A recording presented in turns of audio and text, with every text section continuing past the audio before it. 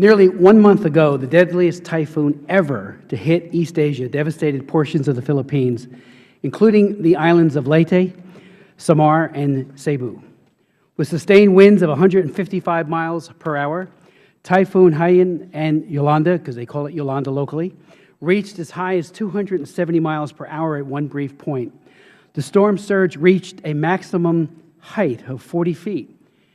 It is the deadliest Philippine typhoon on record, killing more than 5,600 people. Another 1,759 are listed as missing. Approximately 26,000 were injured.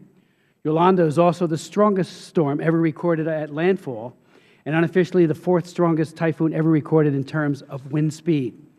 Philippines Foreign Secretary Alberto del Rosario told us that the storm was 3.5 times the size of Katrina. Last week, I led a congressional delegation to the Philippines to witness the devastation unleashed by the typhoon and to gain a better understanding of the unmet needs going forward. Joined by my distinguished colleagues, Trent Franks and Al Green, and Staff Director Greg Simpkins and Counsel Pierre Tosi, we were unanimous in our deep respect and abiding gratitude for the accomplishments of the U.S. military, USAID leaders, and NGOs on the ground, including Catholic Relief Services, who alone have committed over $20 million to assist the victims. For their part, the Philippine military was also playing a vital role, along with remnants of local governing bodies. In the immediate aftermath of the storm, right up until our arrival, highly motivated U.S. service members brought desperately needed supplies, including food, water, medicine, and housing materials, by the plane load to the ruins of Tacloban, with homeless, destitute victims, over 19,000 and counting, hitching flights back to Manila for safety and shelter. As was the case after the 2004 tsunami, the United States deployed an aircraft carrier, this time the USS George Washington, and other major military assets to provide assistance. Smart, rapid response combined with unique airlift capability has made all the difference in the world. In the Philippines, I had the privilege of meeting Colonel Eric Mellinger, Chief of Staff of the 3rd Marine Expeditionary Force.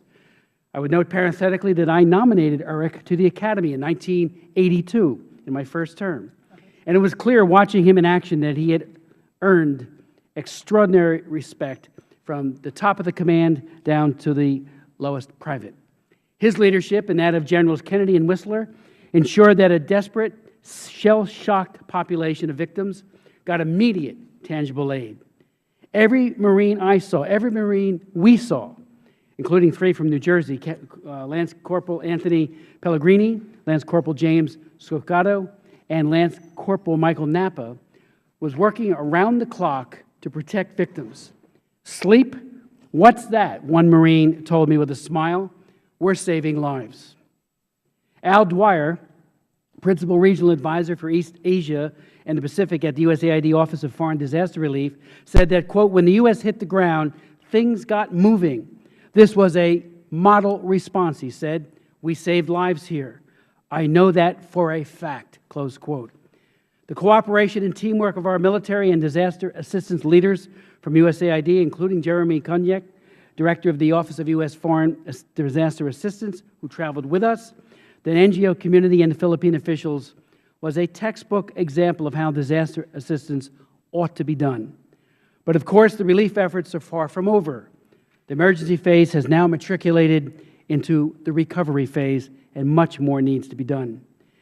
With Donald Riley from Catholic Relief Services, and we were with him the entire day when we were in the devastated city, our delegation visited a sanitation kit distribution at a local parish and received a briefing from Mayor Patilla of Palo, whose daughter, Jessica Patilla, coincidentally, is a medical doctor in my own state of New Jersey. And we met with numerous survivors who told us heartbreaking stories and yet somehow radiated a calm and inner peace. One man told us how his father had drowned only a few feet from where we stood and how he had stoically carried many waterlogged dead bodies to a mass grave. He said he nearly collapsed emotionally, however, when he carried the lifeless body of a 3-year-old girl. He said he just broke down He was overwhelmed, and he felt he could continue no more. Yet amazingly, a few days later, there he was, determined to rebuild and overcome, and he was all full of faith. That resiliency was best summed up by Archbishop Jose Palma of Cebu, who said, and I quote, "The typhoon was the strongest in the world, but our faith in the Lord is even stronger. No calamity or natural devastation can quench the fire of our hope. The Filipino soul is stronger than Yolanda." En route from Tacloban to Manila aboard a C-130 commanded by Major Jason Kaufman, our plane was diverted to seek the whereabouts and rescue of a helicopter that crashed into Manila Bay. After a flawless, just above the deck, systematic search for survivors, because the helicopter had long since sunk to the bottom, and it was kind of like looking for a needle in a haystack, the pilot spotted two individuals who had no life jackets, who were swimming frantically, opened the back of the C-130 and kicked out a yellow life raft to the two life jacketless swimmers. With night darkness fast approaching, it was clear that their lives had been saved. And that was just, it was emblematic, a symbol of what everything that was going on the ground in Tacloban and elsewhere was all about.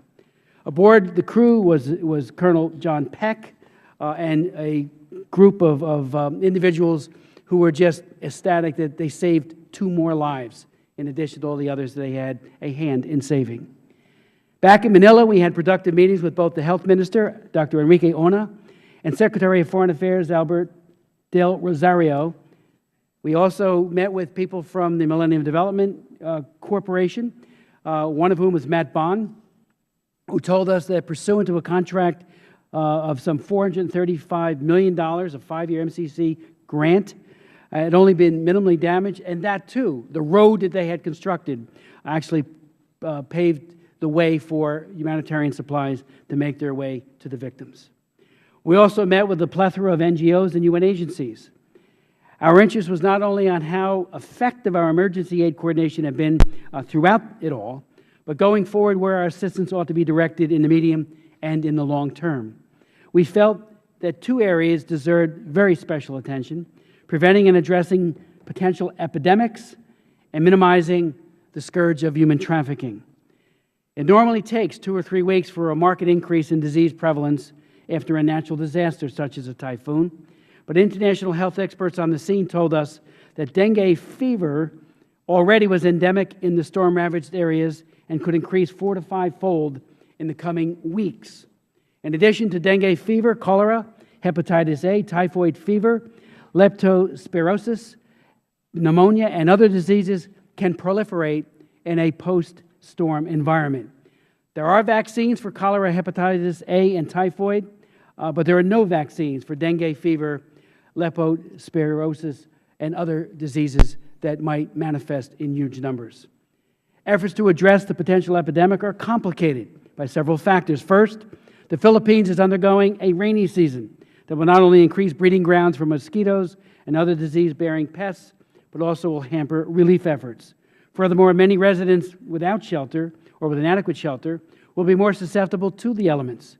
The lack of electricity could mean no cold chain for medicines that must be refrigerated to remain usable, including safe blood for women, and there are some 90,000, some estimates are higher, of women who are pregnant, who have lost their ability to go to a venue where safe delivery can occur.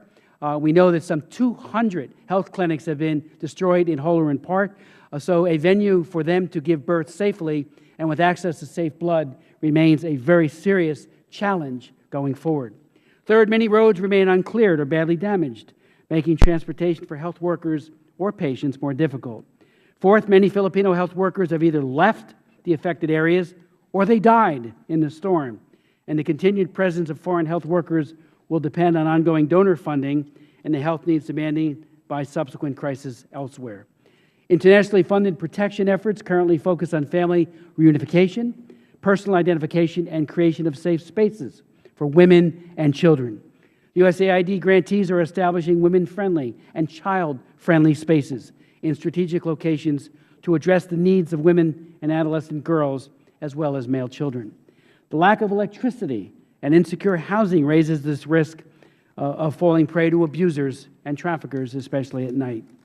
However, while there is acknowledgment of increased risk of human trafficking in the wake of the storm, the lack of reports of increased trafficking has meant that this issue is not yet in full focus for protection. Maybe it's a good news story, but we know traffickers are ready to prey on the vulnerable, and we know the Philippines has a huge problem of women being trafficked and children as well.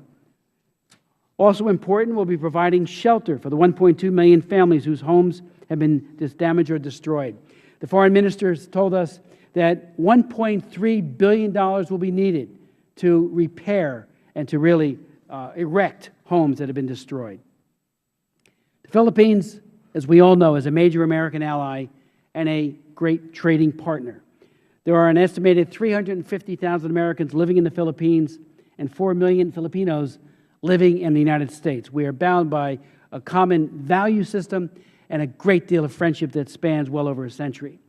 We have an important stake in seeing that our friends and neighbors in the Philippines can recover from this devastating storm. The purpose of this hearing is, what do we do next? How do we proceed and go forward? I'd like to yield to my good friend and colleague, Ms. Bass, for any opening.